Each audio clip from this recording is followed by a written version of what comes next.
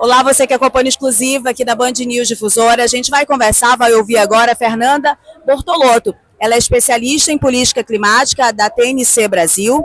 Ela é formada em engenharia florestal pela Unesp, com mestrado em desenvolvimento sustentável na UNB. Possui vasta experiência em mudanças climáticas, projetos REDD+, na Amazônia e coordenação de projetos indígenas e climáticos. Ajudou a criar o Comitê Indígena de Mudanças Climáticas. Quem está comigo aqui do lado também é o Valdique Júnior. Ele é o enviado especial do Jornal A Crítica para cobrir a COP30 aqui em Belém. Ele tem aí uma experiência de pelo menos 3 coberturas de COP e vai nos ajudar nessa entrevista, que a nossa missão agora é tentar compreender o que é essa negociação climática, né? Que é o principal, é o assunto principal de uma COP. Claro que tem uma série de questões importantíssimas que estão acontecendo, sobretudo na COP da Amazônia, mas o motivo principal de tudo que está acontecendo é um debate que é diplomático entre os países para chegarem em definições que vão tratar sobre esse efeito estufa, esse aquecimento do planeta. A Fernanda vai tentar traduzir para a gente isso aqui no Exclusiva de hoje. Fernanda, primeiro, obrigada por aceitar essa entrevista, seja bem-vinda. Explica para a gente o que é, de fato, né, dentro desse ponto de vista, uma COP. Bom, gente, bom dia, boa tarde, né? Uma COP, né, já começando pela tradução, é uma conferência das partes, onde as partes são os países. Ela foi criada, é muito interessante que essa COP está aqui no Brasil, porque ela foi criada aqui no Brasil. Em 1992, quando teve a Rio 92, a Eco 92, né, que foi a reunião da ONU para meio ambiente, criou-se a COP de clima, a COP da biodiversidade e a COP da desertificação, que é esse momento onde você tem aí, né, na questão da COP de clima, 197 países para ter o objetivo de como frear o aquecimento global. Então a COP ela onde é o momento onde os países se reúnem, né, para discutir as regras, os mecanismos, né, e que sejam aceitos por todos os países, né, de quais vão ser as medidas para frear o aquecimento. Tudo bem, Valdir, pode fazer a Sim, pergunta. Fernando, ainda nessa questão introdutória, e antes também de a gente começar a falar sobre como está a negociação hoje, eu acho legal a gente abordar. Você falou que as COPs foram criadas em 92, né? De lá para cá, o quanto o clima piorou e por que é importante os países se reunirem para tentarem chegar a acordos para reduzir esse problema, né? Para inverter esse problema. Né, vamos já. Desculpa, gente, acho que eu vou fazer várias introduções aqui, Claro. mas eu acho que pode ser interessante. Né? O que aquece o clima? Né? É a concentração de gases na atmosfera. Né? A emissão de gases que vem principalmente dos combustíveis fósseis, do desmatamento. E desde 92, né, a gente viu que essas emissões vêm aumentando, né, porque a gente ainda não conseguiu mudar nosso padrão de economia para sair para longe desses combustíveis fósseis. Então a gente teve sim um aumento das emissões. Porém, né, a gente tem vários estudos, artigos que demonstram que se não tivesse tido essas COPs, se não tivesse tido as decisões e principalmente o Acordo de Paris, que é até o que a gente está celebrando aqui, né, nessa COP, que foi o maior acordo ratificado por quase todos os países em 2015, se a gente não tivesse tido, né, esse acordo, a gente teria mais ainda emissões na atmosfera, levando a um aumento maior ainda da temperatura. Então, por mais que a gente ainda precise de mais ambição, precise de mais força dos países, a nossa situação ainda de aumento da temperatura podia ser pior. Isso é fundamental, porque o calor ele aumentou até antes das previsões científicas. A gente já tem um aumento de temperatura e quem mora em Manaus, quem mora em Belém, por exemplo, que é onde a gente está, é impossível não entender desse efeito da crise climática, mas poderia ser pior se essas tratativas e essas pressões diplomáticas não estivessem acontecendo nesse ambiente. A expectativa é que um ambiente como o que acontece na COP30, de pressões nas ruas e tudo mais, possa trazer para essa COP avanços também. Explica pra gente, Fernando. Não, sem dúvida, né? Porque o que a gente vê aqui é que quem toma as decisões, quem negocia os textos são os países, mas que são completamente influenciados pelo que está acontecendo fora, pelas demandas da sociedade civil. Né? A gente vê todo um ecossistema, a COP é todo um ecossistema. Não é só o que acontece aqui dentro, né? Tanto que a gente viu esse ano mesmo, né? Ter uma decisão para ter uma mudança aí do caminho dos combustíveis fósseis para se afastar, não estava na pauta. mas vem uma demanda tão grande da sociedade civil e de alguns países que possivelmente a gente vai ver isso a gente já está vendo isso dentro das salas das negociações.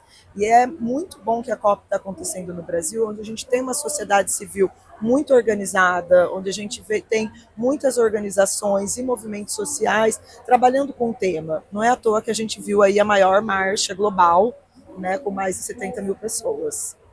Acho que o Valdir quer voltar naquela pergunta sobre a importância dos países.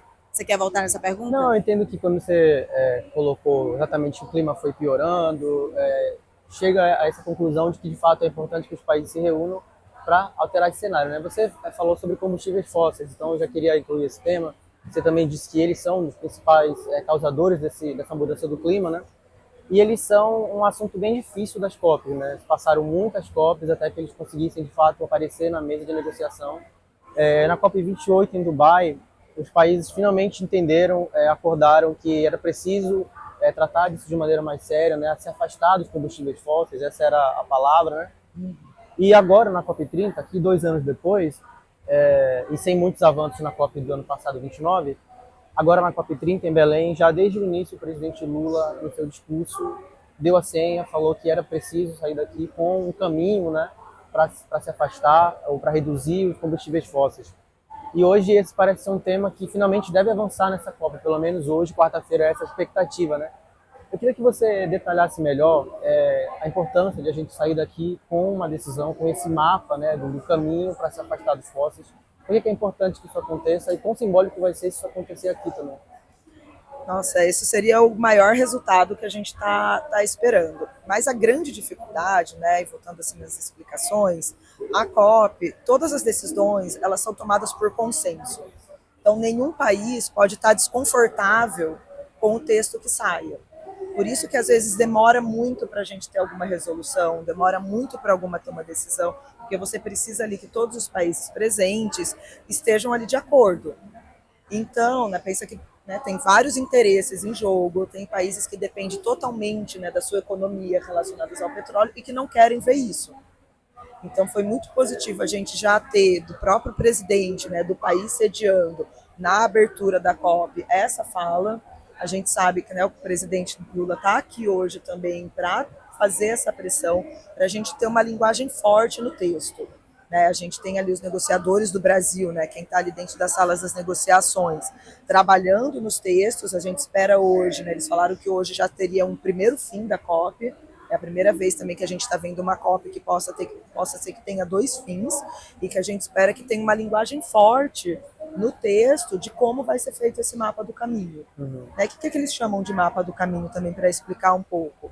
Ali assim, com o mapa do caminho, vai ter um grupo de experts, um grupo de países designados para desenhar como isso vai ser feito gradualmente, sem impactar principalmente, né, aqueles trabalhadores que dependem dessa discussão, sem impactar negativamente algum país. Só para registrar, Rose, eu falei sobre a fala do presidente Lula, mas acho que vale dizer também que, embora ele tenha feito essa fala, 2 semanas antes do início da COP, o IBAMA liberou uma licença para pesquisa de exploração de Vocês petróleo. vão querer entrar nesse tema? É só um detalhe que eu estou registrando, porque, embora o governo dê essa sinalização, o próprio Brasil também está ainda nessa fronteira, né, querendo avançar nessa fronteira, só um registro. Não, mas é por isso que é bom que saia um mapa do caminho, porque o mapa do caminho, né, é bom lembrar que o Brasil é um país em desenvolvimento.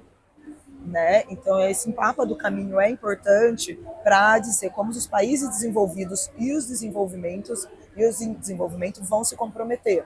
Então, o Brasil, sem dúvida, precisa, né, ter ali definições, né, se o próprio presidente está chamando por isso, quais que vão ser as orientações, considerando que a gente, como você falou, abriu a licença para a exploração na Foz do Amazônia e a gente não tem nenhuma orientação de redução dessa exploração, até quando vai, até qual é a meta. Então é muito importante que saia esse mapa do caminho para orientar as políticas nacionais. Fernanda, a gente entrevistou a ministra Marina Silva e a gente fez essa pergunta para ela no Exclusiva na Band News e ela fala assim, olha, isso é uma contradição do mundo, o mundo tem essa contradição de uso de combustíveis fósseis e o presidente Lula não nega essa realidade.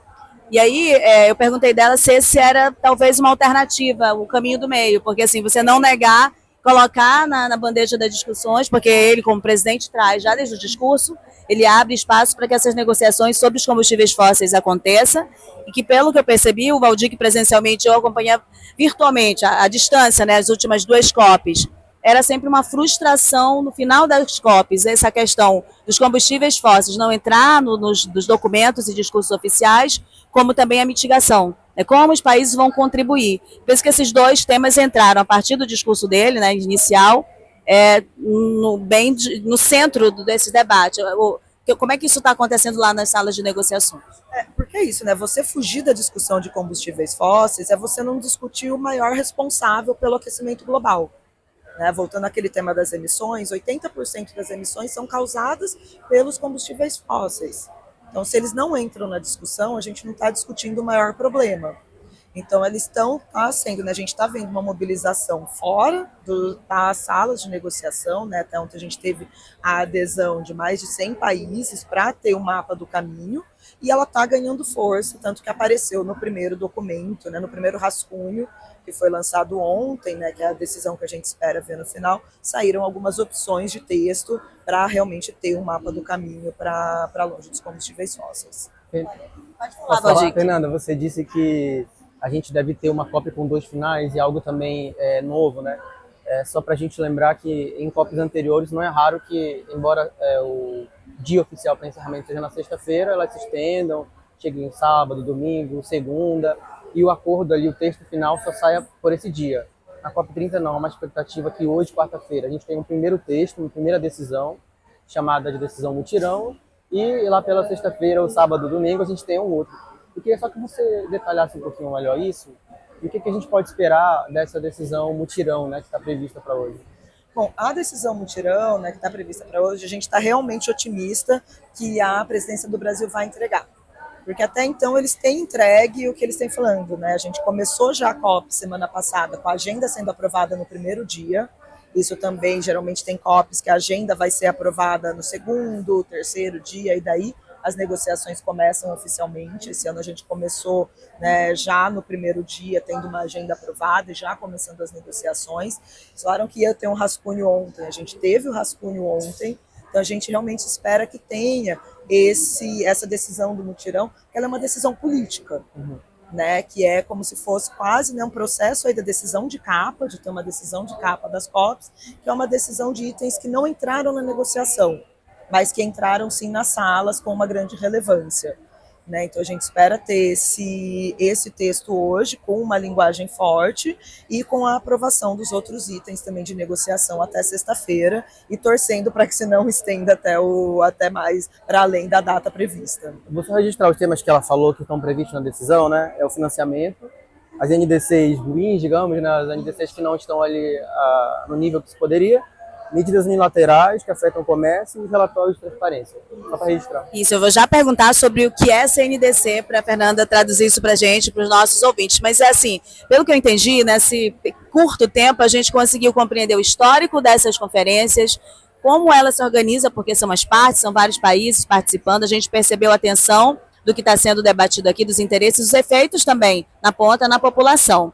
Eu queria que a Fernanda explicasse agora para a gente como é que funciona, como é que esse jogo funciona aqui. Assim como a gente vê em várias questões, tudo tem uma regra, né? Vamos dizer, um jogo de futebol, um jogo de xadrez, tem uma regra para cada um participar, para cada um dar a sua fala, a sua composição. Então eu queria entender, são várias salas, quem está em qual sala, e na sequência, se você pudesse dizer para a gente hoje, né, quem está mais avançado, quem está travando o jogo, enfim.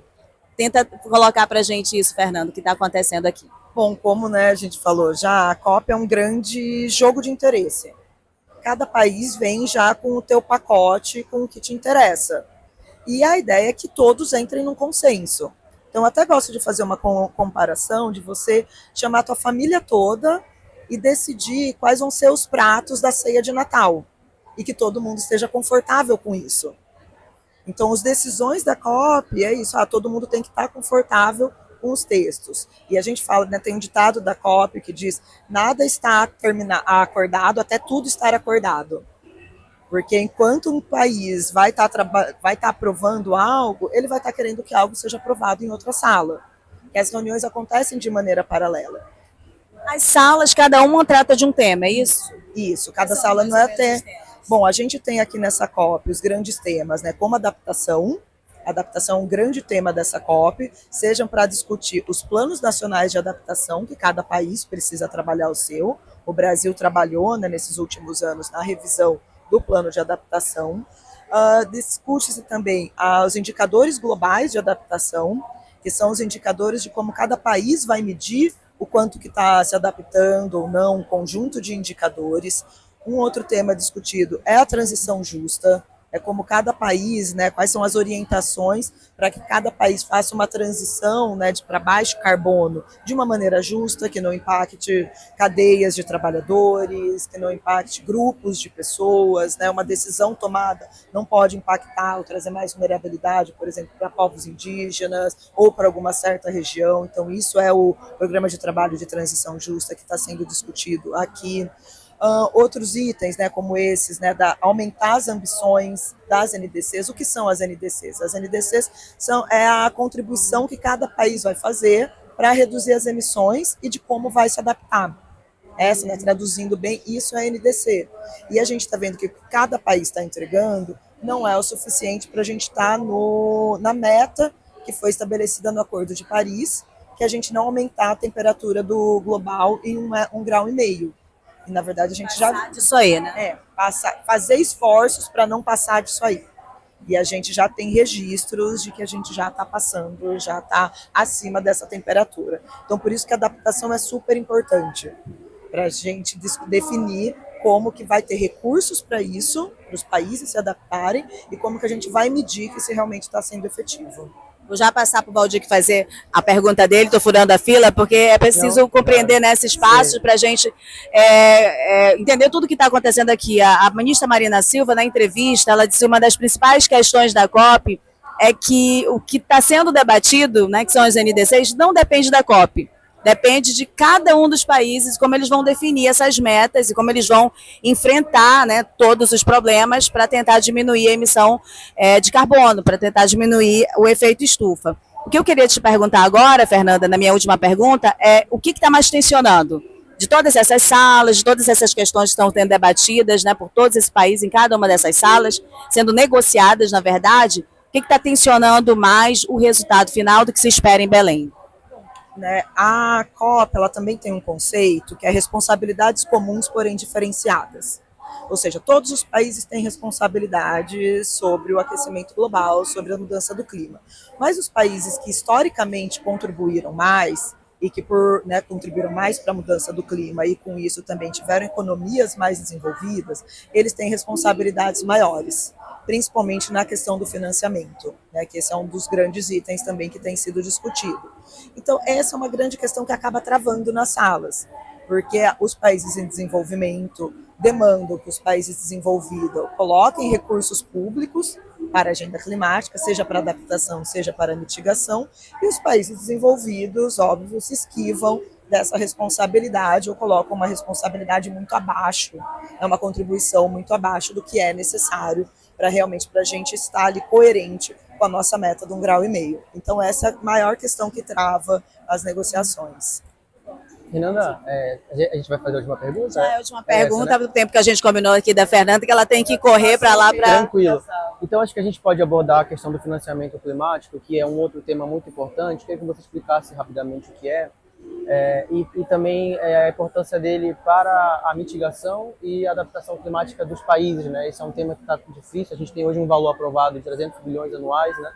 Mas os países em desenvolvimento defendem acima de 1 trilhão. Então, só explicasse para a gente. Claro. Bom, esse valor dos 300 bilhões, ele foi renovado ano passado na COP de Baku. Né? Ele era ainda um dos últimos itens, uma das últimas regras do Acordo de Paris que precisava fechar. Tanto que a gente fala que está na COP da implementação, porque as principais decisões que precisavam sair do Acordo de Paris já foram acordadas.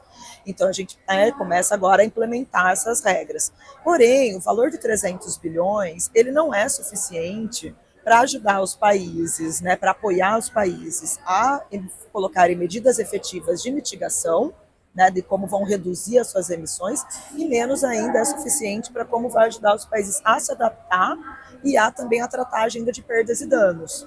Esse também é um outro, né, fundo que foi criado para a COP, para ajudar os países que já se não conseguiram se adaptar, já estão sofrendo muitos impactos de clima. Então, o recurso foi muito abaixo do esperado e muito abaixo do necessário, tanto que a gente finalizou a COP do ano passado com um mapa do caminho para conseguir mobilizar o 1,3 trilhão de dólares que seriam assim minimamente necessários. A presidência do Brasil, com a presidência, né, da COP passada de Baku, criou o mapa do caminho Baku a Belém, né, não foi um item negociado, ele foi um relatório levantando diversas possibilidades, diversos mecanismos financeiros para ajudar tanto na redução das emissões quanto para a agenda de adaptação.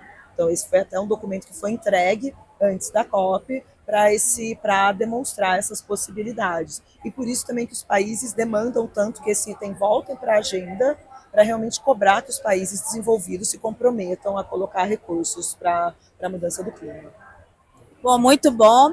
Foi um tempo reduzido, mas eu acho que foi bem didática essa conversa aqui com a Fernanda Bartolotto, que é especialista em política climática da TNC Brasil, e trouxe um pouquinho dessa tradução de tudo que a gente está acompanhando. A gente vai seguir nessa agenda e trazer mais informações sobre as negociações climáticas e na expectativa que a gente saia aqui do Brasil com bons resultado que a gente não tem visto nos últimos tempos em relação a tudo que nós vivemos aí, né, na ponta, o calor que nós estamos sentindo aumentar a cada ano, para a população. Então, dando continuidade ao programa exclusivo de hoje, especial para entender sobre as negociações climáticas aqui na COP30, a nossa convidada de agora é a Brenda Brito. Ela é advogada, mestre e doutora em Ciência do Direito pela Universidade de Stanford, nos Estados Unidos, pesquisadora associada ao Amazon. Atua há mais de 20 anos para o aprimoramento das leis e políticas para a conservação da floresta amazônica, melhoria da gestão fundiária e mitigação de mudanças climáticas, com mais de 50 publicações nesses temas. Acompanha as COPs de mudanças climáticas desde 2008 e é representante do Amazon e da Rede Observatório do Clima. Bom, só para a gente entender o que é o Amazon, que eu recebi uma excelente explicação essa semana aqui a respeito do Amazon, e é muito legal a gente compreender a importância do Amazon. É o Instituto do Homem e Meio Ambiente da Amazônia. É uma instituição científica brasileira e amazônica, sem fins lucrativos, que tem como missão promover a conservação e o desenvolvimento sustentável da Amazônia. Então, é a Amazônia pesquisando, falando de clima, de meio ambiente, sobre a Amazônia. Isso dá para a gente aqui uma certeza, uma tranquilidade maior do que nós vamos conversar. A gente teve uma entrevista anterior, Brenda, que falou a respeito, a gente tentou trazer um histórico das COPs, falar um pouco do que é a NDC, como se dá o parâmetro dessas negociações. A gente queria a sua ajuda para compreender o que a COP ela significa, o que é definido aqui, é debatido aqui, que vai impactar na vida de quem está ouvindo a gente. Eu queria só acrescentar que quem está aqui com a gente também é o meu amigo Gabriel Ferreira, jornalista, professor da Universidade Federal do Amazonas de jornalismo e que está fazendo aqui uma cobertura para o site BNC. A gente vai começar com a sua resposta e na sequência o Gabriel também participa da nossa entrevista.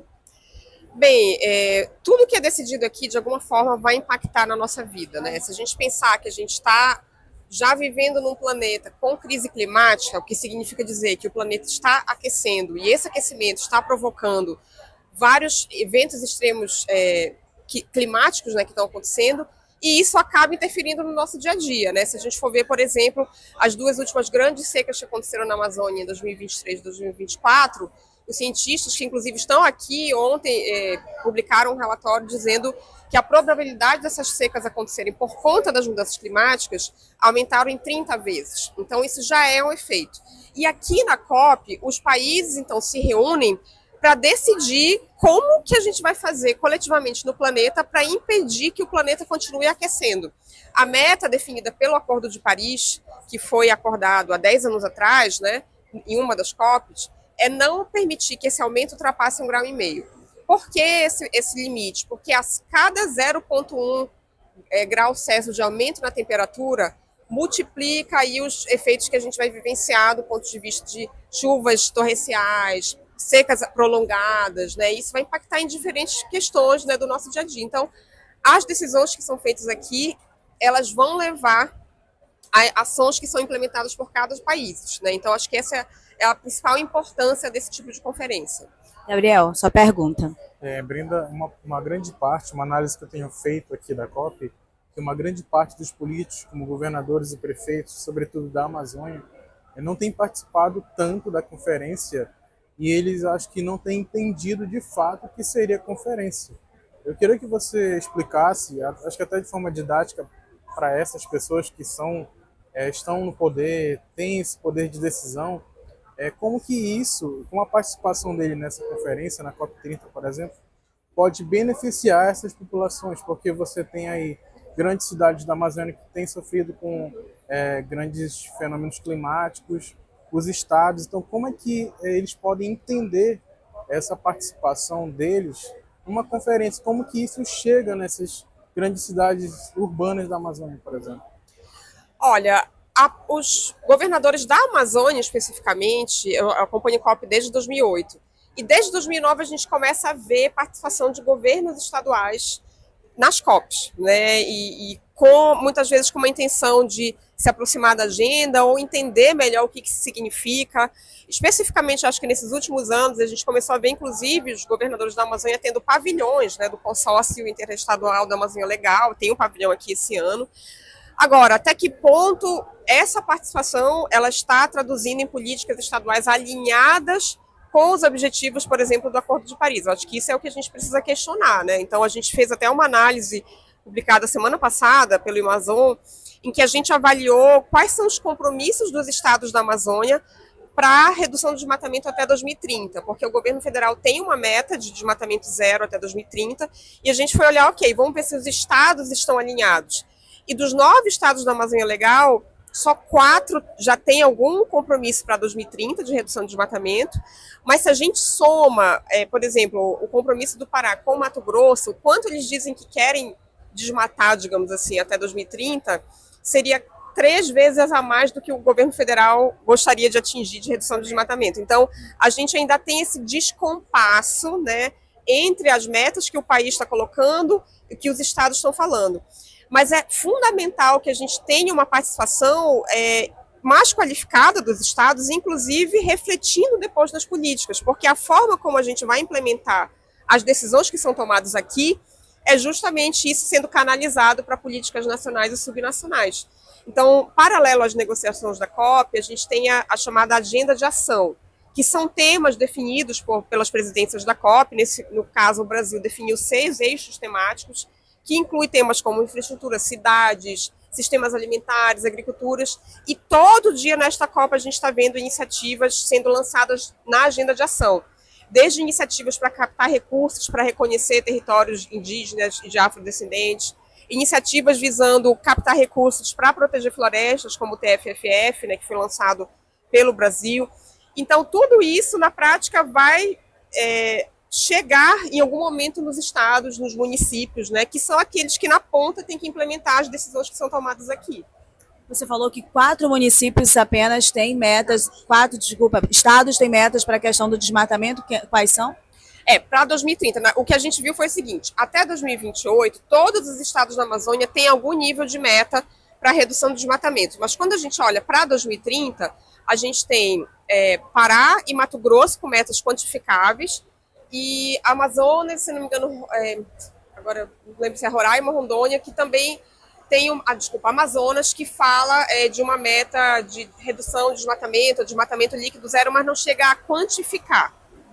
Isso é uma dificuldade para o que vai ser implementado, se eles não estiverem tão conectados ou desconectados. Eu percebi, por exemplo, no lançamento de um plano de questão climática do estado do Amazonas, a Mariazinha Mbaré, que é uma liderança do Amazonas, da APIAM, ela interviu no final e disse, olha, nós não fomos ouvidos. E eles falam, olha, nós tivemos sessões e ouvimos indígenas. Assim, nós é que estamos participando desse debate, nós é que estamos construindo essa agenda e ela não nos atende, nós precisamos ser ouvidos. Então, esse é um descompasso assim, que é meio que padrão em todos os estados? Olha, eu acho que cada estado vai adotar uma metodologia, né, de como chegar no seu plano. O ideal é que sejam planos construídos com participação da sociedade, né, especialmente se a gente estiver falando de políticas que vão impactar territórios indígenas, comunidades tradicionais. A gente tem uma obrigação, né, do direito internacional reconhecida pelo Brasil de fazer a consulta livre prévia informada, né? Então, acho que isso é importante, porque toda decisão que impacte esses territórios precisa ter essa consulta prévia ao que vai ser falado. Agora, do ponto de vista de metas, né, o que a gente está chamando a atenção é isso, né, o plano de combate ao desmatamento da Amazônia, na 5ª fase, que é o PPCDAN, né, lançado pelo governo federal, ele traz essa meta para 2030, que, em geral, o governo fala desmatamento zero, mas quando a gente vai ver na qualificação, na verdade, é desmatamento ilegal zero e compensar o desmatamento legal. O que significa? O que for desmatado, você tem que ter uma área equivalente restaurada, né? Então, essa seria a meta. E, a princípio, a gente estima, de acordo com a proposta do governo federal, que eles estão pensando em um desmatamento total na Amazônia em 2030, em torno de 700 km². Só para a gente comparar, esse ano, de acordo com o Instituto Nacional de Pesquisas Espaciais, o desmatamento foi acima de 5.000 km². Então, para atingir essa meta até 2030, ainda precisaria ter uma redução de 88% desse desmatamento. Então, é um esforço continuado, né, grande, que tem que ser feito. A gente acha que estamos no rumo, na rota, mas eu acho que para potencializar isso, é importante que os estados que têm importância na gestão de recursos florestais na Amazônia, com a validação do cadastro ambiental rural, com o poder de fiscalização e licenciamento, é importante que eles também estejam alinhados e que a gente comece, inclusive, a discutir, ok, é 700 quilômetros, a meta é 700 km², aonde vai ser isso? Que estado, de repente, vai desmatar mais ou menos? Como vai ser essa distribuição? E que tipo de incentivos vão ser dados também a esses estados, né, do ponto de vista de recursos também financeiros, para poder fazer essa redução do desmatamento, né? Muito bem, Gabriel. Voltando para essa questão mais política das cidades, principalmente da Amazônia, antes da COP já se falava em legado. Qual é o legado que a COP vai deixar? Tanto que Belém recebeu mais de 2 bilhões de reais em estruturas, bem mais de 2 bilhões de reais para infraestrutura, enfim, para a organização do evento.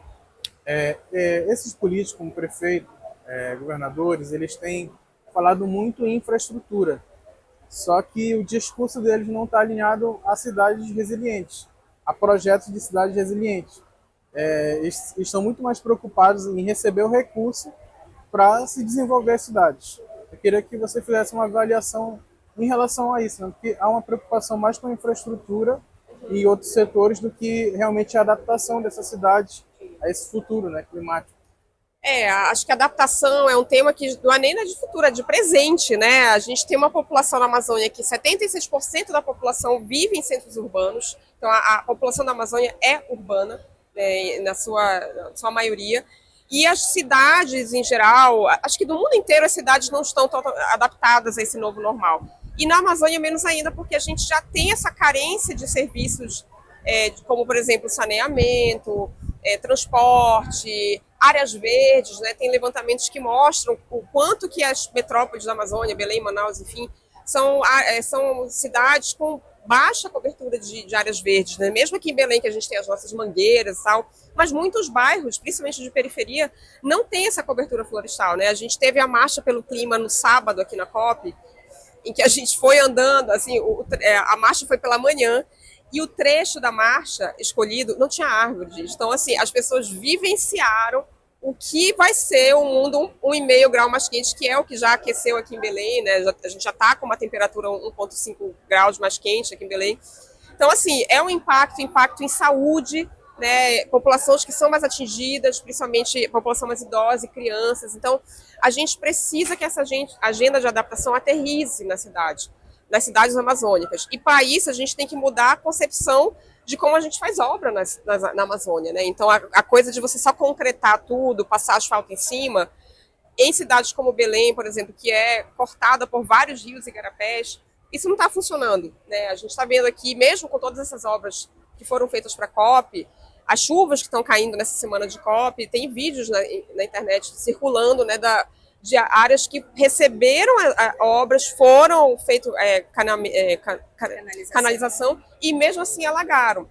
Talvez não, mas na verdade porque os tipos de obra que está sendo feito só com concreto não funciona, né? A gente tem muitas cidades, incluindo cidades chinesas, por exemplo, né, que tem um conceito de cidades esponja, né, que começou a ficar mais conhecido, que é você de fato trabalhar, olhar como é que está sendo essa disposição dos rios pela cidade e tentar fazer com que eles ajudem a gente, ao invés da gente tentar brigar com eles. Então, você ter menos concreto, mais área verde, porque isso absorve melhor a chuva, né? Quando você tem concreto, asfaltamento, a água vai escorrer para algum lugar. Se ela não tiver para onde ir, ela vai alagar tudo.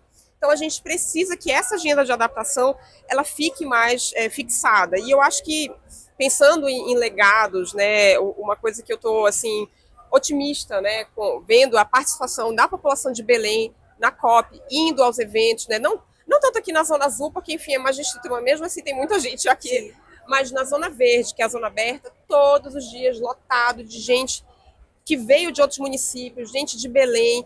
Então, a população está vendo, está participando, está interagindo. Então, a minha esperança, expectativa, é que a gente veja nascer, a partir da COP30 aqui na Amazônia, um novo boom aí de organizações da sociedade civil, movimentos sociais, demandando justiça climática, demandando ação climática, né? Se a gente fizer um paralelo na época da Eco 92, né, que foi a grande conferência no Rio, de onde nasceu, inclusive, a Convenção do Clima, né, que a gente está discutindo aqui, a gente teve um boom de organizações surgindo no Brasil, ali no eixo Rio-São Paulo, né, para cuidar da agenda ambiental. Então, acho que agora, vendo o que está acontecendo aqui, principalmente com a juventude, né, olhando, acho que é uma grande oportunidade da gente ter novas lideranças surgindo e demandando de prefeitos, de vereadores, de governadores, que a gente tenha políticas adequadas para a crise climática, né? A gente está se aproximando de uma eleição no próximo ano e a gente vai ver um monte de promessa. Então, essas promessas que estão desconectadas de uma agenda climática, elas tendem a ir por água abaixo, especialmente nesses locais aqui da Amazônia que a gente tem visto que está sofrendo um maior impacto da emergência. A minha pergunta seguinte para você era qual era o nosso desafio de aproximar os políticos para que eles ficassem mais atentos a essa agenda. Mas eu penso que você deu um caminho também, que é a pressão pelas ruas. Eu acho que a gente precisa de mais pressão para os políticos locais na Amazônia. Eu acho que é uma coisa que a gente não vejo acontecer muito e eu acho que a gente precisa intensificar. Então, a gente precisa de mais transparências nas decisões que são tomadas, a gente precisa de monitoramento das pautas legislativas estaduais, a gente precisa de notas técnicas avaliando as novas leis estaduais e municipais, a gente precisa de abaixo-assinado, sabe? Eu acho que é isso, é um movimento que precisa crescer e ser contínuo, pressionando, porque eu acho que é isso, os políticos trabalham para a população e a gente precisa cobrar. Então, acho que é um pouco entender o que está sendo feito, como são essas políticas e qual é a direção que deveria ir e ter uma pressão sobre isso, né? Olha, a gente tem mais 2 minutinhos para o final do tempo que a gente combinou aqui com a Brenda de entrevista. Eu vou deixar o Gabriel fazer a pergunta, mas se eu tiver chance, eu tenho uma última também. A gente negocia aqui. Brenda, tem um posicionamento dos governos, principalmente da Amazônia, em uma agenda de desenvolvimento sustentável. Eles dizem que vão preservar a floresta, essas áreas verdes, mas eles também defendem mineração, exploração de combustíveis fósseis. Eu queria que você avaliasse esse discurso. Há ali uma incoerência, esse discurso, porque eles vêm para a COP, falam em desenvolvimento sustentável aqui na Amazônia, dos povos que estão debaixo da copa das árvores, como eles repetem várias vezes, mas tem também essa agenda de empreendimentos, exploração até mesmo dentro de territórios indígenas.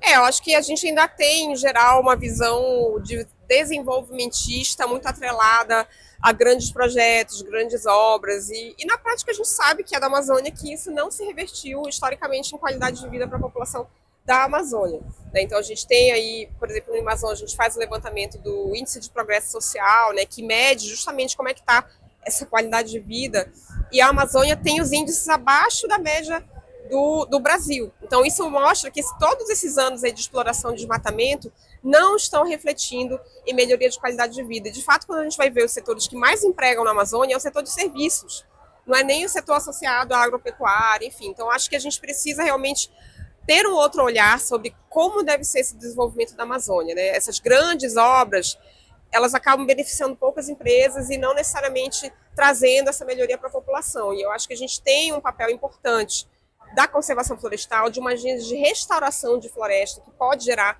muitos empregos e que é uma necessidade na crise climática, porque plantar a floresta, deixar a floresta crescer, absorve carbono da atmosfera, então é importante fazer isso. Então acho que tem outros caminhos, o próprio caminho da cultura, eu acho que a gente está vendo também aqui nessa COP o quanto, assim, a gente que é da Amazônia já sabe o quanto a nossa cultura é rica e maravilhosa, e o mundo inteiro está conhecendo isso e ficando deslumbrado, né? A gente vê vários relatos assim, das pessoas surpresas e positivamente surpresas. Então, a gente tem um potencial na área de cultura muito grande. Então, acho que esses são os caminhos que a gente deveria fomentar, né? Para você, de fato, ter uma economia que se desenvolva com respeito à floresta em pé. Brenda, eu quero te agradecer a entrevista, mas vou fazer a minha última perguntinha aqui para a gente aproveitar a presença da Brenda e o olhar da Brenda, que é de cientista, que é da Amazônia. Acho que por todas as suas respostas e pelo que a gente está vendo esses dias todos nas ruas, Belém já deu uma resposta em relação àquele medo de vai ser lá, vai ser esvaziado, aquela coisa toda. Então, Belém já deu uma resposta. Mas, do seu ponto de vista, para as negociações do que está acontecendo mesmo e do possível resultado do que a gente vai sair aqui em Belém para as metas climáticas. Fez diferença essa COP vir para a Amazônia? Olha, eu acho que a gente tem uma COP que já começou com muitas surpresas, né? Inclusive com uma pressão política para ter um mapa do caminho para a eliminação de combustíveis fósseis. Isso não estava na agenda. Né, foi uma coisa que surgiu no primeiro dia com o discurso do próprio presidente da República, né, falando isso, e isso ganhou tração aqui. Então, hoje, por exemplo, a gente está esperando sair um novo texto de negociação, ontem saiu já um. Eu acho que tem avanços, mas ainda a gente precisa ver um pouco mais de especificações do que seria um mapa do caminho, prazos, quais são as metas, enfim. Mas seria uma grande surpresa e muito bem-vinda se, de fato, a decisão aqui em Belém trouxesse isso. Eu acho que os protestos indígenas que aconteceram contribuíram para ter essa pressão, protestos legítimos, a marcha ser na rua, né, com mais de 70 mil pessoas, algo que não acontecia nas ruas desde a COP em 2021, se não me engano, lá em Glasgow. Então, eu acho que todo esse conjunto está contribuindo para a gente ter temas que nem estavam ali na agenda entrando e ganhando tração. Então, vamos torcer para que os resultados, de fato, sejam satisfatórios. Em nenhum outro local do mundo, do Brasil, mas do mundo, aconteceria essa manifestação que aconteceu da forma como aconteceu? Olha, eu acho que a manifestação aconteceria, mas acho que a riqueza aqui de Belém é você ter muitas populações indígenas tradicionais vindo para cá. Eu acho que isso, de fato, está fazendo muita diferença aqui. Bem, olha, a gente ouviu aqui a Brenda Brito, ela é advogada, mestre e doutora em ciência do direito, a gente falou que ela também é pesquisadora associada ao Amazon, mais de 20 anos atuando nessa questão da política climática e acompanhando as COPs, então foi muito boa a conversa que acho que deu para a gente sair entendendo um pouco melhor. Obrigada, Brenda, e obrigada, Gabriel, pela participação aqui. Gente, até a próxima entrevista. Olá, e dando continuidade às nossas entrevistas para a gente entender um pouquinho mais sobre política climática, sobre o que está sendo debatido na Zona Azul, que nós estamos indo para a reta final da COP, e como isso tudo vai impactar a gente. Vamos conversar agora com a Ana Cárcamo, ela é especialista em política climática do Greenpeace Brasil, tem aí uma experiência de pelo menos 5 COPs como observadora, acompanhando todos esses debates. E o Greenpeace Brasil tem um time de observadores aqui que acompanha detidamente a definição dessas metas, o estabelecimento dessas metas e o não cumprimento também dessas metas, que é uma realidade também, né, Ana? Comigo está de volta aqui o Valdic, que é um jornalista que foi enviado especial pelo jornal A Crítica para cobrir a COP30 aqui em Belém. Então, Ana, obrigada por estar aqui conosco. E nos ajude a entender o que aconteceu de ontem para hoje, com aquele vazamento, não é vazamento, né? Na verdade, eles publicam um rascunho da definição do que se caminha, né, para uma definição final da COP. Também houve uma coletiva em que alguns países, sobretudo os países que estão correndo mais riscos em relação à crise climática, apontam que o mapa do caminho deva sair. E há também aquele impasse a respeito dos países que são produtores de petróleo e que estão ali no impasse sobre as definições de meta e também de contribuição para as mitigações. Então, explica para a gente o que está acontecendo nesse momento aqui. Tá ótimo, obrigada. O tema que está sendo discutido agora, com mais profundidade, é essa possível decisão de mutirão, que engloba os 4 temas que são bastante polêmicos ou controversos, mais difíceis de andar, que são a questão dos planos nacionais climáticos, as NDCs, os relatórios bianuais de transparência, que são BTRs, a questão do financiamento público dos países envolvidos para os países em desenvolvimento, que é o artigo 9.1 do Acordo de Paris, e a questão das medidas unilaterais de comércio.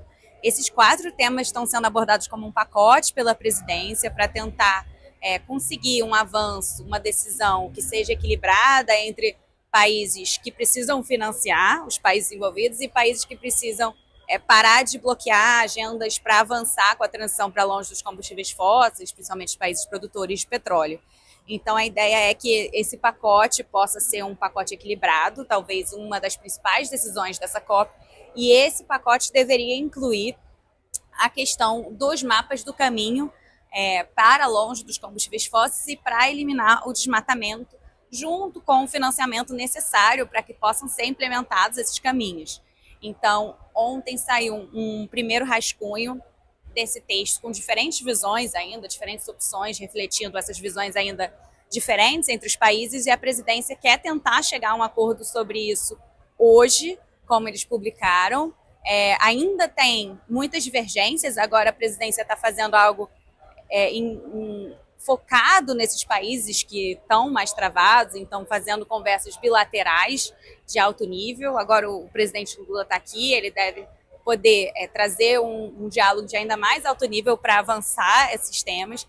E para a sociedade civil é fundamental que a gente consiga avançar em relação à transição para longe de combustíveis fósseis e a eliminação do desmatamento, que são dois temas que os países já concordaram lá em Dubai, na COP28. Agora o que a gente precisa ver são passos concretos para implementar essa decisão. Muito bem, quando você fala em debates de alto nível, são os que envolvem ministros de Estado e presidentes. É só o presidente da República do Brasil que está nesse momento aqui.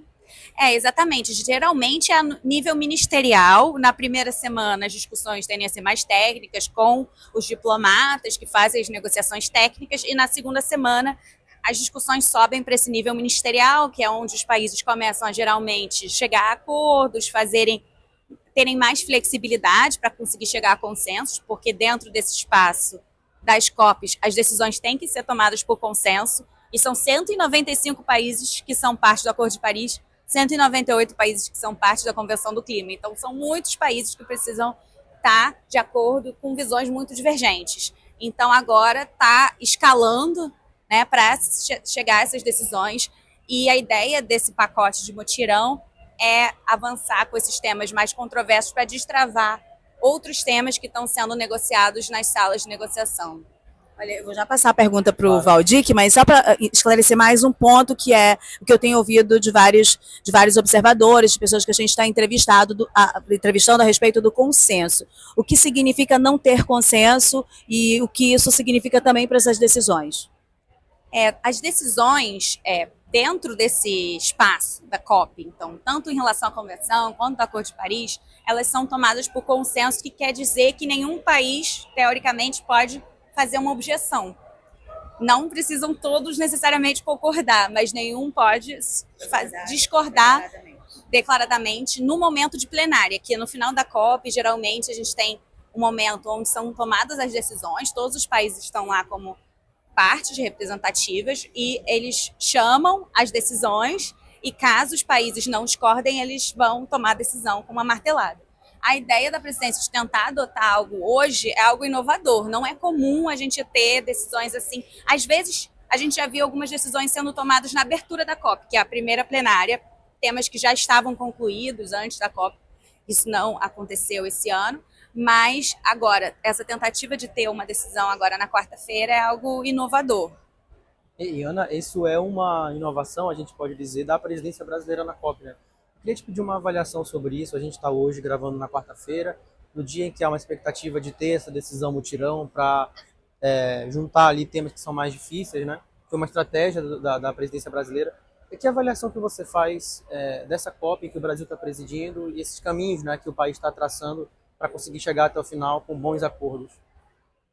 O Brasil está tentando umas formas inovadoras, como essa própria decisão de mutirão. O que é comum, que a gente já viu em outras COPs, é ter uma decisão de capa, que já é um tipo de decisão que junta diferentes temas e não é mandatado, que quer dizer que não teve uma decisão anterior dizendo que esses temas precisavam ser abordados, que é algo similar com o que está sendo construído para essa decisão de mutirão, mas eles estão construindo algo com mais transparência, com mais participação, pelo menos na primeira semana teve participação de observadores, para criar algo com mais legitimidade, para que essas decisões sejam levadas em consideração nas futuras COPs. Então isso é algo positivo. Acho que o Brasil está tentando juntar esses pontos de vista diferentes para chegar em alguma decisão e avançar, principalmente considerando o contexto geopolítico difícil que a gente está enfrentando, um momento onde o multilateralismo em si está fragilizado, então é um foco de recuperar a confiança, porque ano passado a decisão em Baku, na COP29, não foi satisfatória para muitos países, principalmente em relação à nova meta de financiamento, que foi considerada insuficiente. Tiveram países que protestaram depois que eles martelaram, como a Índia. Então, existe um descontentamento muito grande por parte de muitos países, principalmente países em desenvolvimento. Por isso que a gente vê de novo essa questão do financiamento chegando com força nessa COP, por conta desse descontentamento. E também uma necessidade do Brasil estar agindo com mais transparência para recuperar essa confiança. Mas não depende só do Brasil, a gente precisa que todos os países se unam e respondam a esse chamado, que inclusive o presidente Lula trouxe, de fazer um mapa do caminho para eliminar os combustíveis fósseis, para eliminar o desmatamento, que é fundamental para a sobrevivência da humanidade, porque o planeta, ele pode achar uma nova forma de se reequilibrar, mas a humanidade está em risco se a gente não reduzir de forma urgente as emissões de gases de efeito estufa. Só para a gente fechar esse ponto da negociação que a gente abriu, você citou a questão do multilateralismo, né? Essa crise que está instalada e já não é de agora. A gente tem ausências importantes aqui nessa COP dos Estados Unidos, né? O presidente Donald Trump, que na verdade nega, né, esse problema climático. Então eu queria te ouvir sobre se isso é bom ou ruim, ele não está aqui. Mas a gente tem também outras ausências importantes, como o primeiro-ministro da Índia, o Narendra Modi, e também o presidente da China, Xi Jinping, embora esses países estejam aqui, né? O quanto isso afeta essas negociações e aí essa avaliação, se mais atrapalha do que ajuda? Os Estados Unidos nunca foi um grande campeão, digamos assim, para mover em relação a mais ambição. Foi importante em muitos momentos para chegarem a consensos, mas eu acho que o que é importante é que a gente está vendo que pela segunda vez os Estados Unidos se retira do Acordo de Paris, mas o Acordo de Paris permanece. A gente tem ainda 194 países engajados nisso, inclusive países como a China, como a Índia, como a Arábia Saudita, países produtores de petróleo ainda estão engajados nisso. Isso é importante para que a gente tenha diálogos, para que a gente tenha transparência. Então, os Estados Unidos não está conseguindo ruir esse processo. Isso é um testamento forte de que o multilateralismo, ainda pode seguir. A gente tem confiança, a gente tem esperança, mas claro que deixa uma lacuna importante, porque os Estados Unidos é o maior emissor histórico de gases de efeito estufa, então é o mais responsável para reduzir mais emissões, para prover mais financiamento climático. Então gera uma lacuna que os outros países precisam se esforçar para preencher, e também a gente viu, por exemplo, a presença do governador da Califórnia aqui, tem atuação ainda dos entes subnacionais. Está um momento complicado realmente nos Estados Unidos, mas a gente vê que ainda existe essa boa vontade e a gente precisa manter isso vivo. A gente não pode desistir por conta dos Estados Unidos não estar presente. Eu queria que você explicasse para a gente agora, nesse momento, né, e a expectativa de hoje para amanhã, o que a gente pode esperar dessas negociações, o que está travando em relação ao mapa do caminho para a questão do uso dos combustíveis fósseis, né? Tem uma informação a respeito do posicionamento da China e desses países que são produtores de petróleo. Explica para a gente o que está acontecendo. Existe um grupo de países que são produtores de petróleo, países emergentes principalmente, que têm trazido muitas objeções, principalmente porque eles não querem necessariamente avançar de forma concreta em relação à eliminação dos combustíveis fósseis. Também entendem que os países desenvolvidos que já se desenvolveram com base em combustíveis fósseis têm uma responsabilidade maior, tanto de descarbonizar antes, quanto também de prover financiamento. Então, uma forma da gente chegar a avanços em relação a esse roadmap é que ele contenha financiamento público de países desenvolvidos a países em desenvolvimento. Então, isso é algo que a gente já está vendo sendo construído junto nessa decisão de mutirão. Então, isso pode destravar um pouco esse tema. E outro tema que a gente vê que também é de interesse para esses países são essas chamadas medidas unilaterais de comércio. Então, pode ser que avanços nesses dois temas possa possibilitar que o roadmap, de fato, o mapa do caminho saia do chão.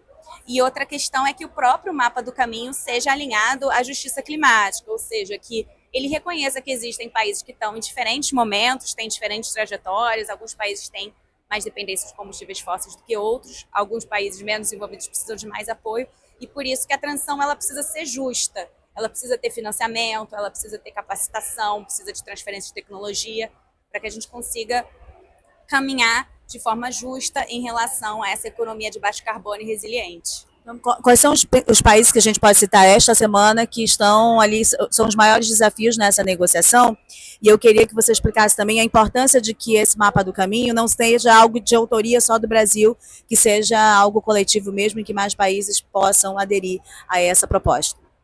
Então, a gente tem esse grupo, os LMD6, os países em desenvolvimento que pensam de forma similar, é o que esse grupo se chama, que é um grupo que inclui vários países em desenvolvimento que são produtores de petróleo, como a China, a Índia, a Arábia Saudita, o próprio grupo árabe, que a Arábia Saudita também lidera, são fortes oposições a um avanço em relação aos combustíveis fósseis. Mas, por outro lado, a gente não pode deixar de falar dos países envolvidos, principalmente agora com a saída dos Estados Unidos da União Europeia, outros países envolvidos como o Japão, também tem receio de ampliar o financiamento, inclusive uma meta importante que a gente está vendo sendo levantada aqui é de pelo menos triplicar o financiamento para adaptação climática, que é uma grande demanda dos países menos desenvolvidos. Então, os dois grupos precisam avançar. A gente não pode só falar desses países produtores de petróleo, a gente precisa falar também do financiamento público, que é uma obrigação pelo Acordo de Paris, que os países desenvolvidos precisam fornecer. E se esses dois grupos conseguirem avançar e destravar esses temas, a gente consegue avançar na direção da justiça climática, de um mapa do caminho que seja justo, tanto em relação à eliminação dos combustíveis fósseis quanto do desmatamento. Sim, Ana, a gente está perto do fim da COP, embora hoje seja quarta-feira, penso que falte quinta e sexta, e ainda existe uma possibilidade de se estender para o final de semana. Mas eu queria te ouvir sobre o que o governo brasileiro colocou desde o início, que essa COP seria a COP da verdade, a COP da implementação. Até aqui, com o que tem de negociação, porque a gente sabe que está avançando e o que está travando, dá para dizer que essa COP pode fechar de fato como essa COP da implementação? Então, para que seja de fato a COP da implementação e a COP da verdade, a gente precisa ver esses países de fato começarem a destravar essas negociações, começarem a chegar a consensos e destravarem a questão do financiamento, que é fundamental para que haja implementação, que avancem não só na decisão de mutirão, mas também na decisão de adaptação, da meta global de adaptação, que tinha que ter uma entrega importante esse ano, que avance na agenda de transição justa. Então, isso não depende, de novo, só do Brasil. Acho que o Brasil está fazendo um bom trabalho de levantar esses temas cruciais, como os mapas, né, esses mapas do caminho que não estavam oficialmente na agenda, mas a gente precisa que os outros países cheguem junto. A gente já tem esses 80 países que já estão apoiando esses mapas do caminho e nós, como sociedade civil, também estaremos aqui acompanhando e colocando pressão para que isso saia e que não vire um mapa do caminho para lugar nenhum, que ele também aterrize em futuras decisões de COPs e que ele aterrize em ações concretas nos países. Sobre esse ponto específico da mitigação, o que a gente pode falar para hoje? Assim, o que a gente pode sair com um acordo melhor, mais positivo que das COPs anteriores, que foi bastante frustrante pelo que a gente tinha acompanhado, mas ainda não nem perto do que precisa, é isso? A gente já teve uma decisão positiva, na verdade, na COP28, que entrou pela primeira vez essa questão da transição para longe dos combustíveis fósseis dentro do balanço global, mas a gente não viu avanços concretos em relação a isso. A gente teve, por exemplo, as novas metas climáticas, as NDCs, divulgadas antes da COP, só chegaram a reduzir cerca de 12% das emissões, considerando se elas forem cumpridas até 2035, e a gente precisa reduzir 60% das emissões. Então, é urgente que os países aumentem essa implementação, aumentem essa ambição. Então, essa COP está avançando, como ela se dizia ser a COP da implementação, para que façam valer as promessas que já foram feitas. Os países já se comprometeram a isso. Aí o mapa do caminho vai mostrar como que eles podem chegar lá e eles vão ter que, então, cumprir com a sua palavra. Ana, a Rose te perguntou sobre mitigação, que é um lado de uma moeda, e vou falar do outro, da adaptação, né, que também é um tema bem importante na COP. O que a gente também tem aqui hoje de negociação e do que a expectativa que está previsto para se encerrar. O que muda de adaptação? O que tem de novidade? Ainda é ruim o cenário? Melhorou? Como é que está isso? Então, esse ano tinha uma entrega em relação ao acompanhamento da meta global de adaptação, tinham que ser adotados indicadores para fazer esse acompanhamento da meta global de adaptação, mas alguns países em desenvolvimento chamaram a atenção ao fato de que eles precisam de financiamento para implementar a adaptação antes de adotar esses indicadores. Então é importante que essa decisão de adaptação ela avance, tanto para incorporar essa meta de pelo menos triplicar o financiamento para a adaptação, que é algo que não ficou claro dentro da decisão da meta de financiamento ano passado.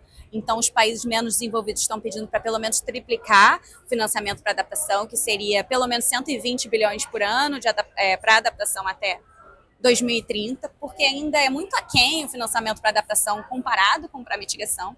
E para adaptação é muito importante que seja público e que seja financiamento por meio de, principalmente, doações ou empréstimos com juros baixos, para não endividar ainda mais os países em desenvolvimento, que aí eles ficam ainda mais incapacitados para conseguir ter resiliência, para conseguir se adaptar. E a gente não pode só falar de mitigação, a gente já chegou num ponto em que a gente está se encaminhando a um aumento de temperatura global, e a gente já está sentindo impactos. Então é fundamental que os países possam se adaptar ao clima que já está mudando para salvar e proteger as vidas e a biodiversidade desses países. O que representa a presença do presidente Lula nesta quarta-feira? Havia um pedido do presidente da COP que algumas questões fossem definidas até esta quarta-feira. Então, o que significa a presença dele e também do secretário-geral da ONU hoje nas salas de negociações? A presença do presidente Lula e do secretário-geral da ONU aumenta a pressão para que os países cheguem a consenso, e não só a consensos que sejam ambiciosos, eleva o nível da conversa, o tom. O secretário-geral da ONU já tem colocado muito que isso é uma emergência climática, os países precisam responder com urgência.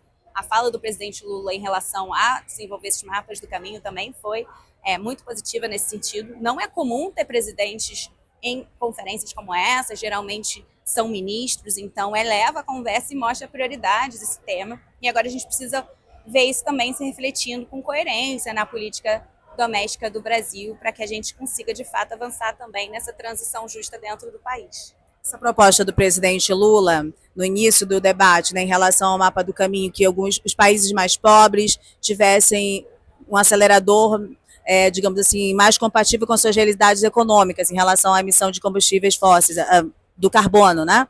E que os países que já poluíram mais, já contribuíram mais para o efeito estufa, acelerassem mais, e até porque são os mais ricos. Isso seria uma proposta mais justa? Sim, isso é compatível com o que já está previsto na Convenção e no Acordo de Paris, que é o princípio das responsabilidades comuns, porém diferenciadas. Vocês devem ouvir muito esse tema se escutarem as negociações, é algo muito recorrente. E é justamente para refletir a justiça climática, já que os países que mais emitiram historicamente também são os mais capazes de reduzir emissões, a se adaptar, e os países que menos emitiram são os que sofrem muito mais com as consequências, tanto da crise climática quanto também da necessidade de fazer essa transição. Então, a transição ela tem que ser feita de uma forma que não impacte ainda mais esses países, e a gente já tem tecnologias que possibilitam o desenvolvimento desses países sem depender de combustíveis fósseis. Então, não é para que eles fiquem presos a um modelo antiquado. A gente já tem modelos novos, mas precisam de apoio de financiamento público dos países envolvidos para apoiar essa trajetória. Valdir? Vou fazer minha pergunta final. A gente está na COP30 no Brasil, mas é claro, as conferências não encerram aqui, vai continuar no próximo ano e posteriormente, né? Já tem uma expectativa de que a COP do próximo ano seja ou na Turquia ou na Austrália, e os países ali do Oceano Pacífico, né? Tá nesse debate. E a COP32 na Etiópia. O que é que fica para essas próximas COPs, especialmente também qual que é a importância de a sociedade civil continuar acompanhando esse evento que é tão importante, né? Sim, é fundamental que a sociedade civil continue engajada e os países também. Daqui a 3 anos a gente tem o segundo balanço global, porque foi feito primeiro na COP28, é um processo que acontece de 5 em 5 anos e faz um apanhado de tudo que aconteceu no Acordo de Paris até então e providencia também caminhos adiante. Só que as COPs ainda não conseguiram chegar a meios claros de implementar o primeiro balanço global.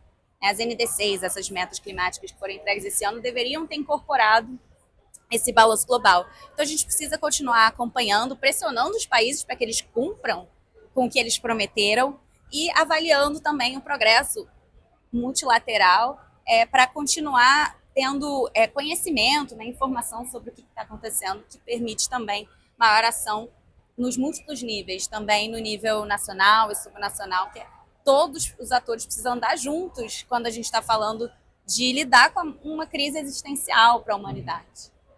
Ana, eu vou fazer minhas 2 últimas perguntinhas, mas elas vão ser objetivas, bem simples para você. Obrigada mais uma vez por estar aqui conversando com os nossos ouvintes da Band News Difusora, para a gente entender um pouco melhor do que essas negociações. Então, elas são intensas, são de alto nível, são políticas e são complexas também, porque envolve interesse de mais de 190 países. Ana, que expectativa a gente pode ter do que vai sair do acordo da Carta de Belém? Aliás, fale para a gente, por favor, o nome correto, né, que é do documento oficial de diretrizes dessa COP30 para esses países. E eu queria que você desse a sua opinião, porque teve uma polêmica tremenda dessa COP ser aqui em Belém. E qual é a diferença, né, para essa COP do que a gente tem de expectativa para esse texto final, de ter acontecido no Brasil e ter acontecido na Amazônia também? É muito simbólico que essa COP esteja acontecendo na Amazônia, também é a primeira COP no Brasil, mas a própria Convenção do Clima, ela nasceu no Brasil, ela nasceu no Rio de Janeiro, na Eco 92. Então, ela retorna, de certa forma, para as suas raízes e pela primeira vez na Amazônia, a maior floresta tropical do mundo.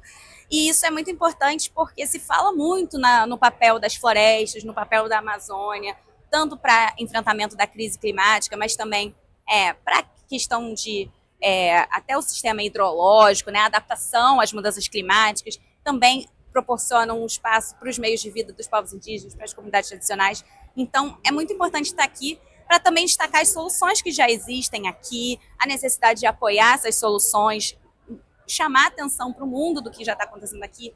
Por exemplo, a gente viu tantas mobilizações indígenas, isso foi tão poderoso para avançar em relação à proteção dos seus direitos, que não deixam de ser uma medida climática também, porque as terras indígenas, elas protegem as florestas, que absorvem carbono, providenciam adaptação e todos os outros serviços ecossistêmicos. Então, foi um ponto de virada, de certa forma, ser aqui no Brasil, e justamente por ser na Amazônia, o Greenpeace entende que a gente precisa avançar em relação à agenda das florestas, que ainda está muito pulverizada.